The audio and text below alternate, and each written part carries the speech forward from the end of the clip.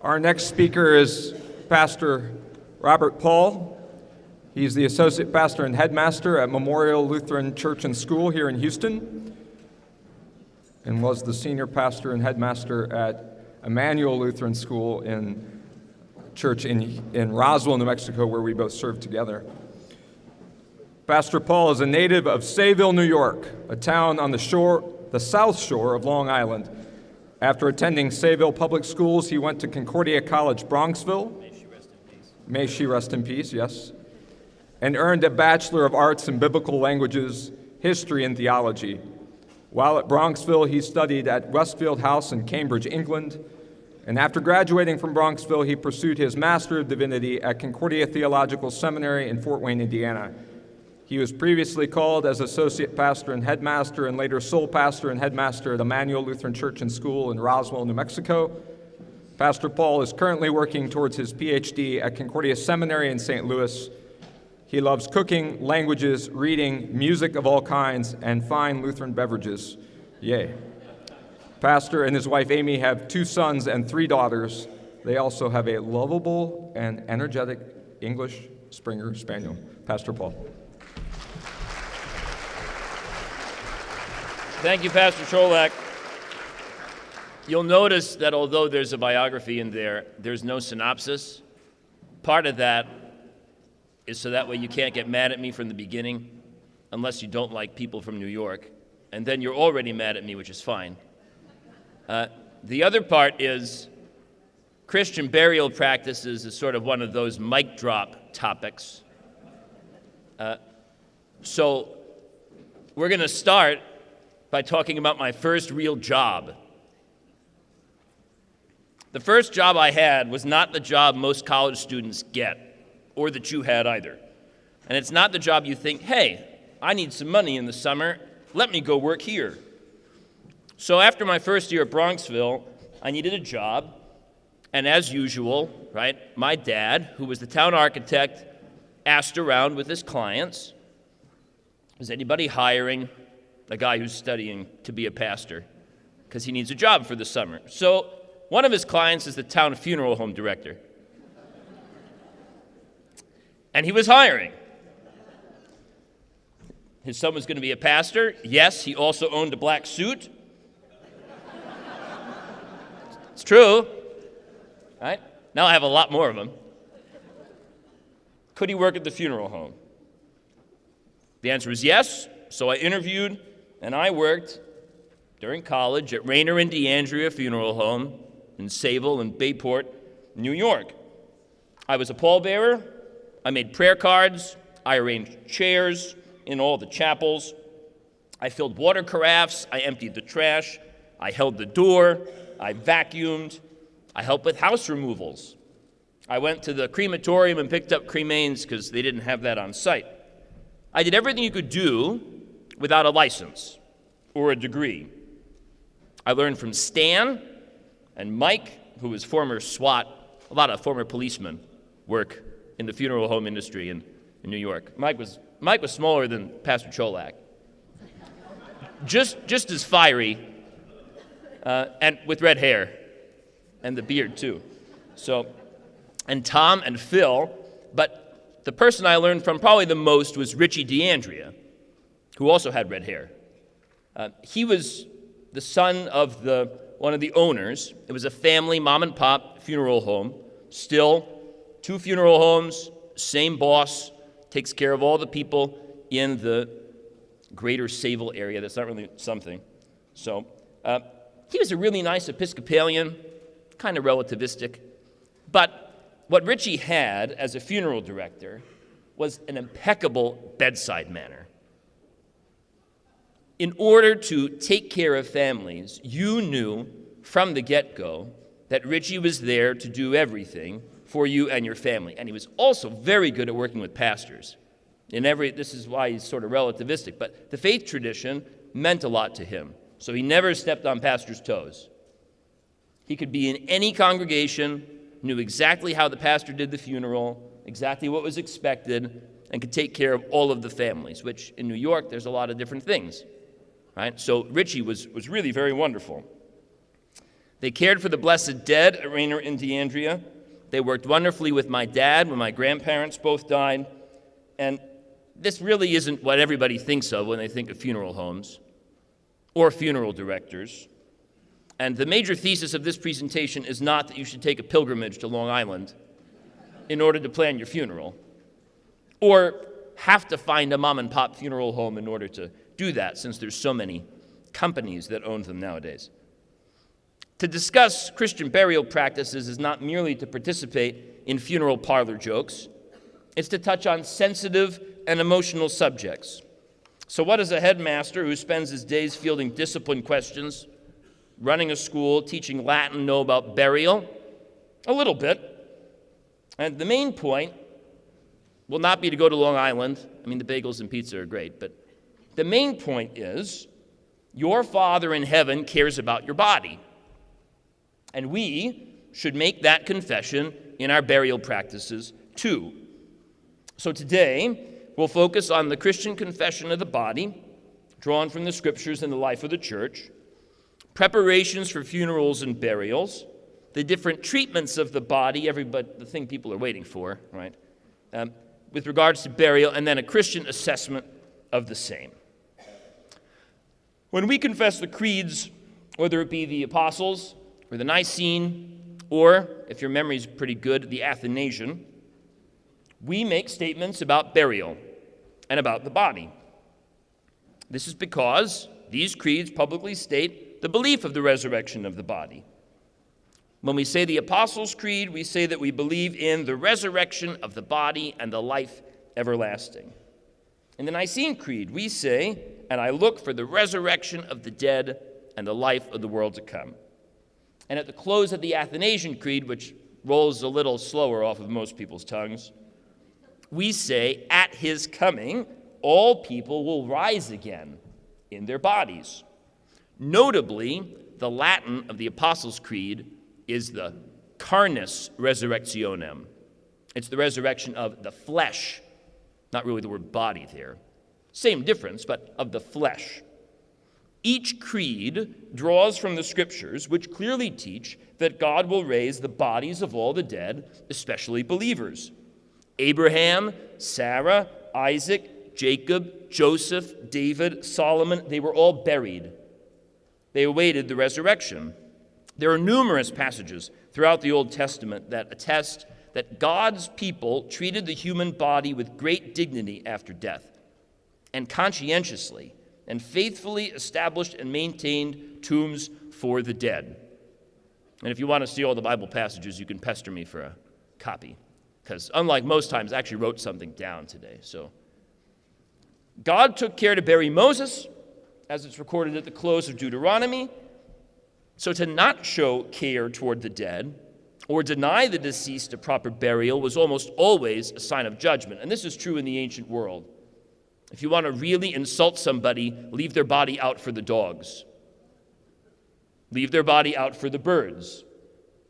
If you have a shred of, a modicum of decency, you will bury the people that die or that die in battle.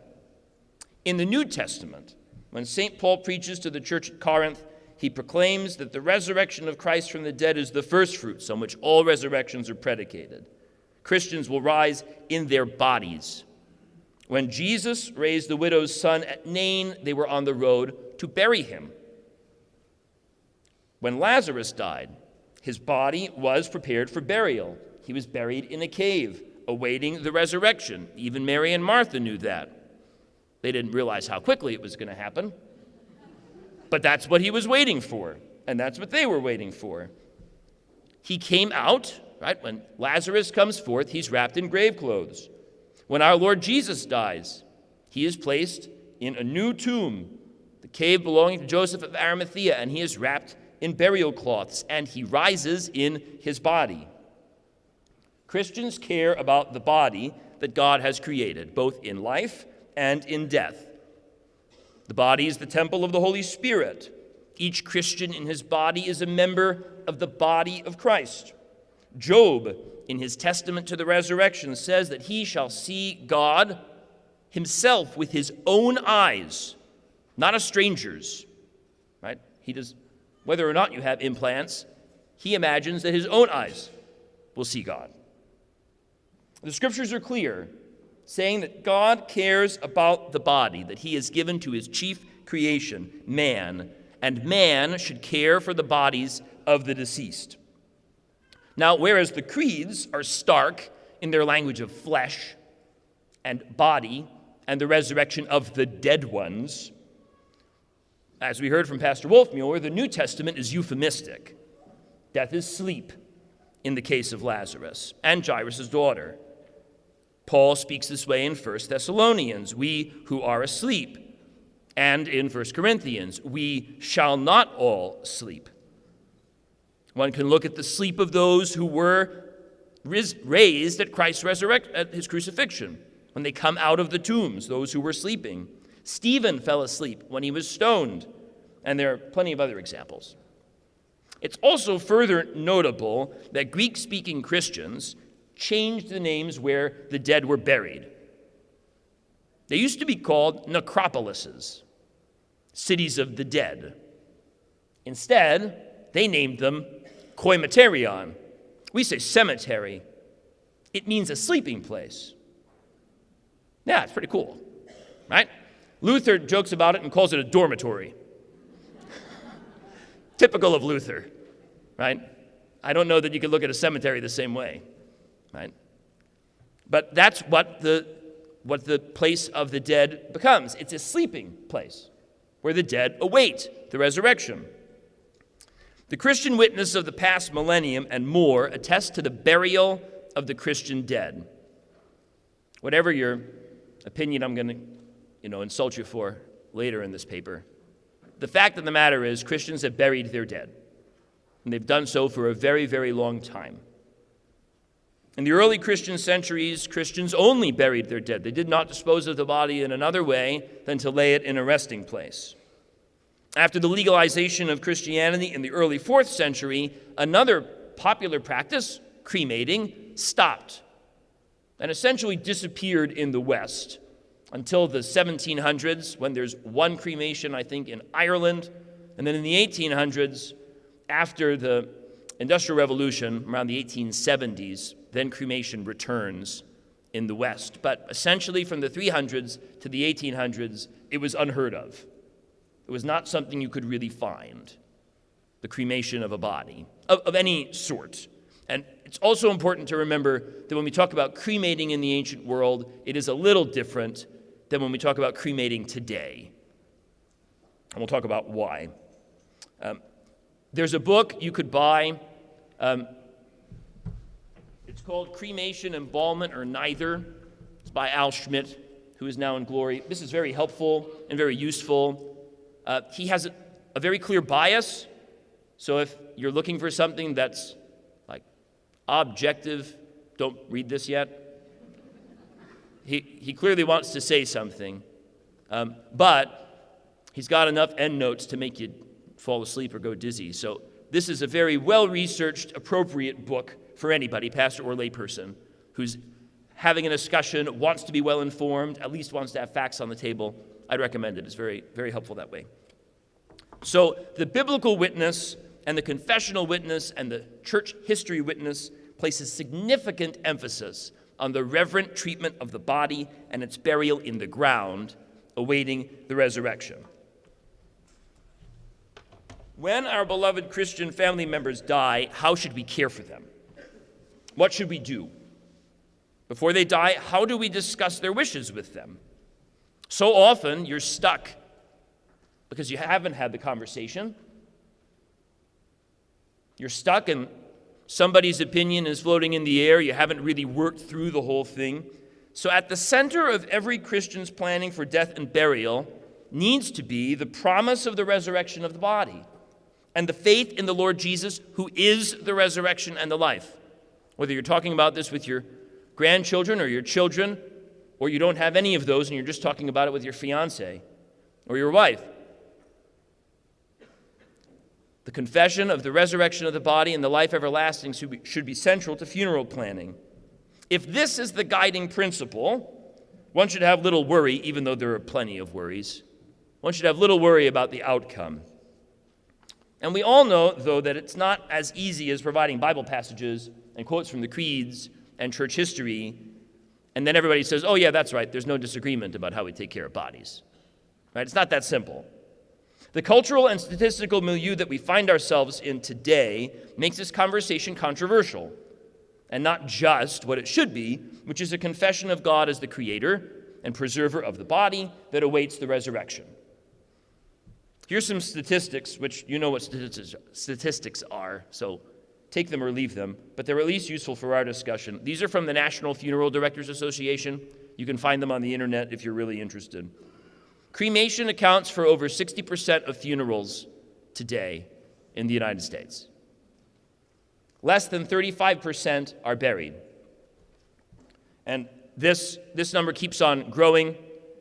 They anticipate possibly 80% will be cremated in the next 2 decades. Now, regardless of your opinion or where this paper goes, those are the facts based on what they can take from reports. Over 40% of U.S. consumers over the age of 40 feel that religion's role is very important in the funeral process. That number has decreased 5% in 2 years. So how we as Christians look at funerals is very, very, very quickly becoming a minority opinion. Like I said, nearly 80% in the next 2 decades probably will be reported as cremation if the trend continues the way it has. Many of us know loved ones who have been cremated or are planning to cremate. Many of us have attended non-religious funerals or funerals held at funeral homes and not in churches. As our overall culture becomes less Christian, the trends become more obvious, less shocking. Our decisions and discussions about these trends will get more heated and more difficult, even though Christians ought to act peaceably and judiciously. First, when considering the factors in play, it should be noted that nearly every death of a loved one is handled through intermediaries. You're not doing it yourself. There are many hands, there are many opinions, there are many contexts that shape the end of life.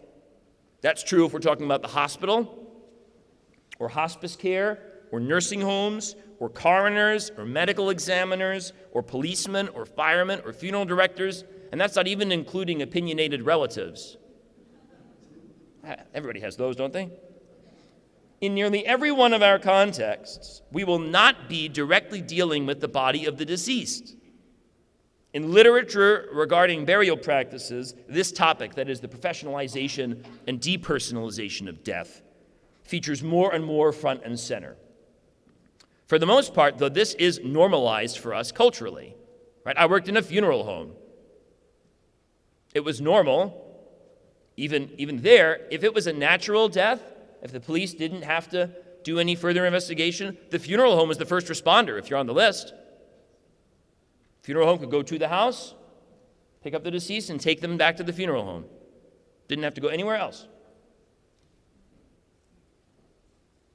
It seems an odd job, but it is culturally acceptable to do so. Right? We don't publicly shun people who work at funeral homes, even if you want to. Now, it's worth noting that any funeral director worth his salt, in my experience and opinion, should be able to assist Christians in being faithful, and especially Lutherans, to care for your loved ones. He should assist you in being faithful to the scriptural and confessional principles that you hold as a Lutheran Christian. And if you find a funeral home where this is not the case, you should politely find another one. It's America. Right? Competition's good for business. Go find a funeral home where the funeral directors will allow you to abide by your conscience. Don't be afraid to ask your pastor to accompany you when you visit, to pre-plan your funeral, or actively plan the funeral of a loved one. Exercise wisdom and shrewdness so as to ensure that the burial and funeral that you prepare is the best confession of your faith that you can muster.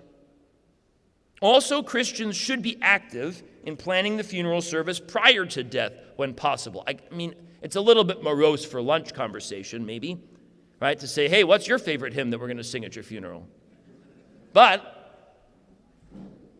If the Christian life is preparing to die, then good, solid hymns. The problem is my list is too long and seasonally sort of conditioned, right? If I die in Advent, if I die in Lent, certain ones don't change, but others do.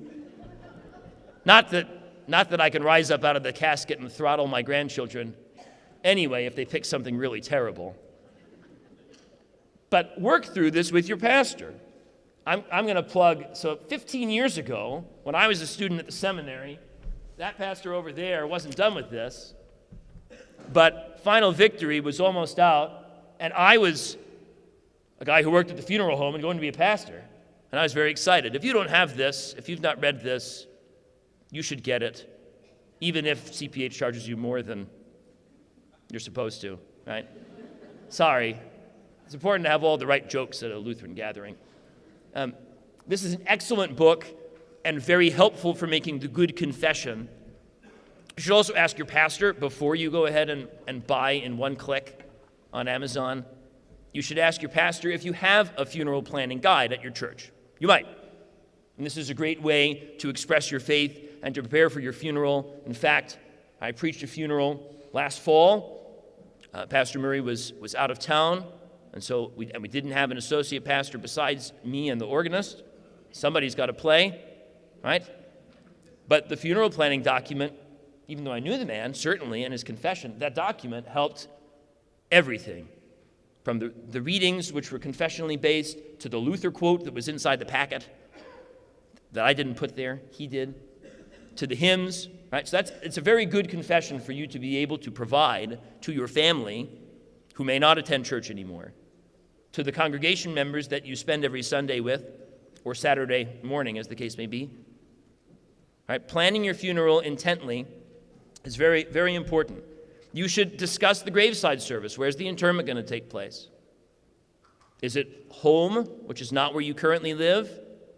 Is it a pilgrimage back to Long Island? Probably not. Right? You should talk through those things. Learn good funeral hymns that often get neglected from current hymnal resources. The Christian life, like I said, is about preparing to die well, so prepare your family to grieve and mourn without the necessity of making so many decisions that you can prepare for thoughtfully and faithfully, and that they can benefit from. They can choose those hymns when they die because you chose them, because they were great confessions of the faith. Christians who confess the Scriptures as true and authoritative, they care about the burial of the dead. They care about proper Christian funerals where Christ and his resurrection are proclaimed. So we know what we care about, but how do we proceed? It's time for the moment everybody's been waiting for. The questions and the controversy. Right? Get your blood pumping before lunch. Is cremation a sin? What about scattering ashes? What about the cost of a traditional burial? What about embalming? Have you heard of green burial? There are lots of topics for discussion here. We're going to do all of those, so if you're excited, that's fine, and if not, I guess you could take a coffee break. Right? The topic of Christian burial is bound to produce some level of consternation. We deeply care about our families. We deeply care about the people that we sit next to at church. When they die, we want to honor their wishes. When we die, we may have very specific wishes, right? Your funeral packet may be this thick. These desires and these wishes ought to be cultivated through the Scriptures and the Lutheran tradition, but these desires and wishes may also be cultivated by how we took care of Grandma's funeral or how her best friend did when she died 15 years ago. Right? There are lots of things that shape what funerals look like, burial practices. With so many inputs, it shouldn't surprise us that there are many opinions, that there are thoughts swirling in your heads right now as you listen. And if laity can be confused about these issues and be expected to hold lots of opinions, make no mistake, so do pastors. In an effort to be all things to all people, one pastor wrote a few years ago, "The church need not hold on to burial as a form of witness to the resurrection." Which seems to me to be a strange sentence. I mean, even if you're trying to take care of people, the church need not hold on to burial. Anyone who has a serious discussion on cremation with a devout Christian can understand this, but that statement is unhelpful. How is burial not a form of witness to the resurrection? And why would you not need it? Why would you let it go? Before weighing through practices and rationale, I'm going to quote from one of our speakers. How the body is treated after death is a matter of Christian freedom. Unless a person is, by cremation, denying the resurrection of the flesh, there's no sin in cremation. The strong bias of the Scriptures and the history of the Church prefer bodily Christian burial. It's a strong preference. I mean, if it was good enough for Jesus, right? He was buried in his body. Now, I don't know how many caves we can find and how many Josephs can buy them for us. But if it was good enough for Jesus, we prefer bodily Christian burial. For after all, within the Christian tradition, funerals are not simply ways of disposing of dead bodies, nor are they solely about remembering the departed or expressing grief. Rather, for believers, funerals ought to be Christ-centered events, testifying to the message and the hope of the gospel. We will be discussing some matters of Christian freedom that testify to this message of the gospel. And in other cases, we'll be discussing things that really aren't matters of freedom for Christians. So what practices best testify to the message and hope of the gospel? All right, cremation is the elephant in the room, if you will, although I don't know about cremating elephants. It's increasingly popular in the U.S., and since the 1960s, it's become allowed practice for most Christian churches. Notably, the Roman Catholic Church authorized it in 1963. And there's really no discussion as to its propriety, its place, or its provenance. And so if you're going to choose it or advocate for it, it's important that you know about it. Like I said, Schmidt's Cremation, Embalmment, or Neither is a good book to read, and it gives you the whole history of cremation, of the Christian church's opposition to cremation throughout history, and who has argued for cremation in recent times. Dr. Schmidt, right, he writes in a heavily biased way, understanding that term properly, but the book is very good. Also, at the 2019 LCMS Synodical Convention, our synod recommended and commended a CTCR document, Committee on Theology of Church Relations, from the Lutheran Church Canada on cremation and the Christian. This is free on the internet. If I get boring, you can look it up. It's very good and very thoughtful and evangelical in its discussion of cremation and taking care of the body. Lots of Bible passages and lots of recommendations at the end. So cremation and the Christian, if you type that in, CTCR, it'll pop up. At best, if one arrives at the conclusion of cremating, this can be a confusing conclusion for the treatment of the body of a Christian after death. Because with very, very few exceptions, Hebrews in the Old Testament and Christians have buried their dead. They have buried the bodies of their dead. They have not burned them. There are examples of burning the dead in the Scriptures, and they generally deal with gross sin. Nadab and Abihu are burned. Sodom and Gomorrah is burned. Saul and his sons, their bodies are burned. And they're generally not examples that we use for how we should do things. Pagan religions and customs, in a variety of cultural contexts, have mandated the cremation of the dead. Its reintroduction into Western society came through anti, or at least non-Christian groups in the late 19th century. So when it was brought back by those who were outside the church. And they formed cremation societies in London, in New York, and different places, right? Societies where they would have all like-minded people who would agree to cremate. Interestingly, as a testament to its function in non-Christian societies, a decade ago, there are Christians in Nepal beseeching the government to allow them to use land to bury, because in Nepal, they burn. And the Christians don't want to.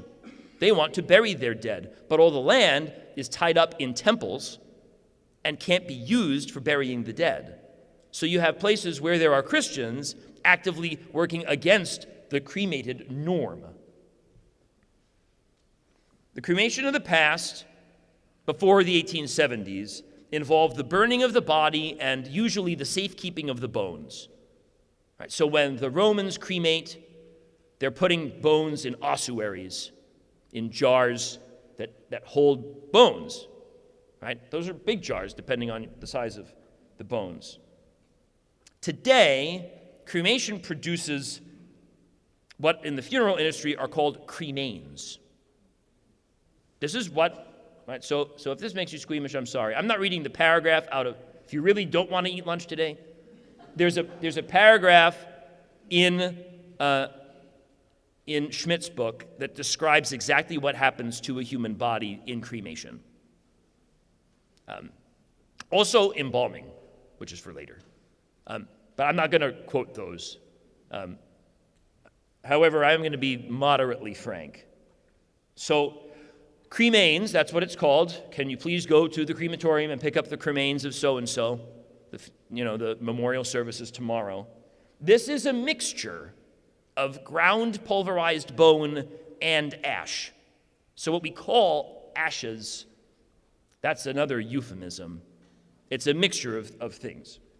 Now, it's not a mixture of people. That's illegal, right? They don't cremate, right? We need to talk frankly, but we don't need to talk sort of insultingly. When a loved one, when a person is cremated, it's not like a mass, right? Fit as many people as you can, and then you see who you get, right? That's not the way it works. Each person is individually cremated, but you do get sort of chemicals mixed in to make it look a certain color, and then the ashes and pulverized bone of the deceased. It's also not dust, like when people try to use the Ash Wednesday, ashes to ashes, dust to dust, behold, you are dust, and to dust you shall return. That's dirt, right? So you could maybe make a better argument for composting, right, than you can for cremation, because as far as I know, there weren't, right, it wasn't pulverized bone that God made Adam out of. It was dirt. That's the dust, right? Now, another method, there's composting that does exist. And you could also have your loved one be underneath a tree. This exists too. We shouldn't do that, probably, right? Funeral homes turning you into diamonds or into trees. Whereas cremation, the door could be open as long as you're not, right, disagreeing with the resurrection of the body. Turning into a tree is a little different. One final form, though, that's underneath cremation is alkaline hydrolysis. It's called cremation, at least a form of it, because the same thing happens at the end, the grinding. But this is a process by which a water-based dissolution occurs of the body, using alkaline chemicals and heat, sometimes with agitation and pressure. And it reduces everything down to bone fragments, and then it gets ground up. Right? So that's legal in 19 states. It's been around in sort of popular America. It was created in order to take care of like cattle. But now it is used in 19 states and has been for the past 12 to 13 years. You'll find it underneath some versions of cremation. The issue of cremation and its place in the life of the church is a permanent one, right? If statistics are true, which they can be, more people are going to be cremated. Faithful Christians need to be able to give a witness concerning it. It is not in and of itself useful in its traditional sense, but the question needs to be asked, if I cremate my body or my loved one's body, does that give a faithful witness to the resurrection of the body? Right? God can do all things, so don't make that argument. Right? I like that argument when people talk about donating organs, because I imagine the last day when we're raised in our bodies, all these appendixes, just sort of flying through the air to get back to where they belong. So you needed something to laugh at, right? So cremains can be buried, right? There are columbarium where you put the urns. They can be alongside the casket or even in the casket of spouses. But we should ask ourselves seriously, Understanding it's not inherently sinful, is it the best witness? Does it clearly proclaim, I believe in the resurrection of the body? So if cremation remains a gently closed, intriguing question that now we're going to politely not talk about anymore, it shouldn't surprise all of you that scattering ashes, quote unquote, is not the same caliber. If we're understanding someone being very hard on cremation, even though maybe we hope that they forget and we just bury them anyway, scattering ashes is different. The scriptures speak of a resting place for the blessed dead. And remember, we called the place where we bury our dead the sleeping place, the cemetery, or, to use Luther, the dormitory. Our fellow believers in the scriptures were laid to rest in a solitary place. Therefore, Christians ought to gently but firmly insist that their bodies or cremains be laid to rest in a solitary place to await the resurrection. Safeguarding the location where your mother, father, wife, son, et al. Is buried is also a good witness for subsequent generations. Our family takes great stock in going to the graveyard, to the cemetery, to visit those who have died before us. To scatter seems to elevate sentimentality, right? A love of a location or an action or a hobby over the confession of awaiting the resurrection. I mean, yes, I guess you could go to the same beach every single year. But if you go to the cemetery, you know that that's where she was laid to rest. That's where she's awaiting the resurrection, however long it's been, 30 years, 40 years. Everybody knows that the beach isn't the same like in 2 seconds, right? So think about the confession. End-of-life issues come with costs, estimated and not, and usually people who argue for cremation are looking to save some money, assuming that they save money. It's not a ton of money, actually. Now, the costs that you can look up on the internet for free from the National Funeral Directors Association give you national and regional averages for what it costs to bury someone. They're not going to include the vault. They're not going to include the plot. So that certainly will raise the cost. But honestly, it looks like, from statistics, the bare cost differential is about $1,000. It's $1,000 less, give or take, cremation to burial. Again, doesn't include the plot, doesn't include the vault. But that doesn't, I mean, I'm a cheapskate. I was raised effectively by Germans, Czech, and Irish people who, right? But $1,000, that's not a very convincing argument alone. However, what is a convincing argument? Did you know that Costco sells caskets? Not in the store. Not in the store, but you can order them, and they're about half the cost of what you get at the funeral home. So if you're looking to save some money for your grandchildren, right? I like Costco. So it's just as effective. Most funeral homes are aware of the cost of doing business. The funeral home I worked for, you invest, and they invest your money. So you do the whole plan, and then they invest your money, so that way when you die, right, if the cost of the funeral has gone up $5,000, the investment kind of pays for itself. So depending on which kind of a person you are, that could be useful. Embalming. I'm going to be fast. The scriptures speak of death as but a slumber. We know this is true in Christ. Most every deceased loved one or friend that we have seen at a funeral has been embalmed. Nearly everybody.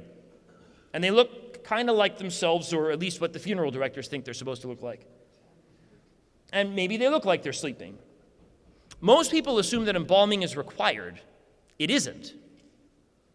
You don't have to do it. In the state of Texas, if this is where you're going to die and be buried, you do not have to be embalmed if you do not want to. There are preferences and maybe requirements with regards to viewing, right, if you'd like to be right here for everybody on a Saturday. But if it's just the family, it's not necessary.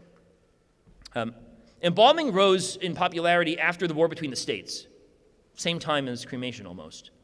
And Lincoln can be blamed if you want to.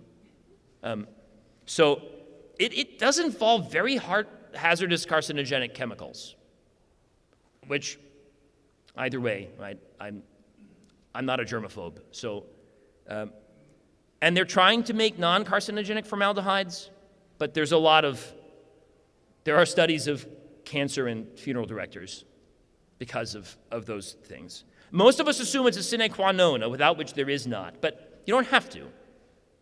You don't have to. And Schmidt's got a whole chapter on it and also explains it, which I'm not doing. I would like to eat lunch.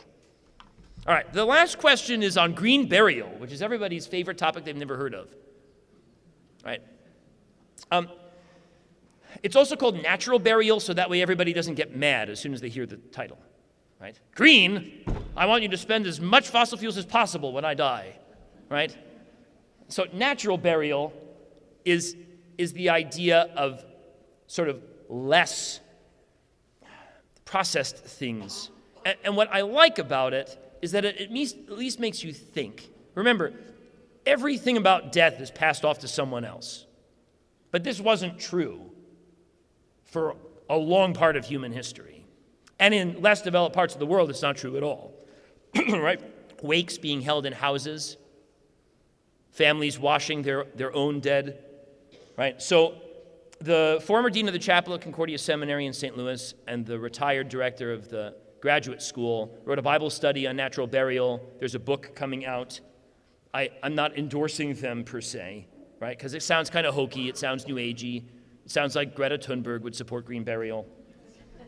But what I think is appropriate about natural burial is it restores the family's role in washing, in preparing, in wrapping, in pine boxes, if that's a preference. Now, I prefer a cemetery to what they say, which is go to the woods and dig a deep hole and put a rock on top. Okay, that's fine. If there may be people who really like that idea, right? My vicarage bishop said, just give me a bottle of Jack and a shotgun and my Bible and send me out into the mountains, right? But what I like is, how do Christians intentionally care for those who are dying? Right? So that's where natural burial is interesting. The wages of sin is death. Death has no sting anymore. It has no victory over Christians. Jesus is the resurrection and the life. He who believes in him, even though he dies, yet shall he live. Christian burial services present God's address to the bereaved, calling for repentance, giving the assurance, hope, and consolation that comes from knowing Christ is risen. He has promised resurrection to the baptized. This has been the Lutheran way of preaching at, conducting, and counseling funerals and burials for 500 years. In our current context, when it comes to burying the dead, there are many factors and questions that can cause strife and confusion, opportunities for thoughtful reflection. Faithful pastors and laymen ought to equip themselves to make the good confession in the face of changing funeral practices and controversial questions about how we care for our loved ones. We ought to openly discuss burial practices and customs as a church. We should care for the weaker brother, but forums like today provide ample and important opportunities to converse freely in the joy of the gospel toward practices and customs that confess our confidence in the free gift of salvation in Christ Jesus and the hope of the resurrection. When it comes to discussing the death and burial of those whom we love, emotions can run pretty high. Nearly everything can be taken personally. It's my hope today that you've received these thoughts and reflections with the best of Christian charity. Because when Christians confess the creeds of the church, they publicly state their belief in the resurrection of the body. When Christians read from the scriptures, when pastors preach, they publicly confess that God has created our bodies, he has redeemed our bodies, he sanctifies our bodies. So therefore, we should give careful attention out of love and compassion to how we care for the body in preparation for death, which is but a slumber. Let us then, in earnest, remember the dead and intentionally confess him who is the way, the truth, and the life. Thanks.